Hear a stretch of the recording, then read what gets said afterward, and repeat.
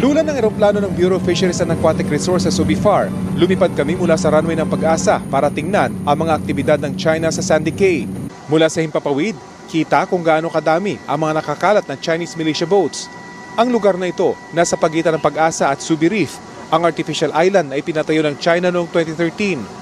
Sa pambihirang pagkakataon, iniikot kami ng eroplano ng BIFAR sa Subi o Zamora Reef. 26 na kilometro lang ang layo mula sa Pag-asa. Mula sa taas na 300 talampakan, kitang-kita ang naglalakihang gusali sa artificial island. Mistulan na itong isang syudad sa laki at dami ng mga malalaking gusali. Ito ay dating reef lamang, walang ganitong struktura at konti lamang yung nakalitaw. Pero ngayon, makikita mo talagang isa na siyang isla.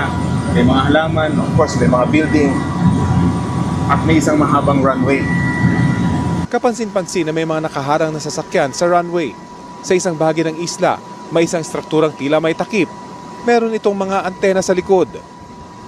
Kapansin-pansin din ang mga naglalakihang radar dome na hindi lang isa kundi 5 sa buong isla. Bukod pa ito sa napakaraming antena. Itong mga maliliit na strukturang yan, yung parang magkakapareho mga building, mga hangar yan ng mga aeroplano. Pwedeng jet fighter, pwedeng fighter plane ng Chinese Navy.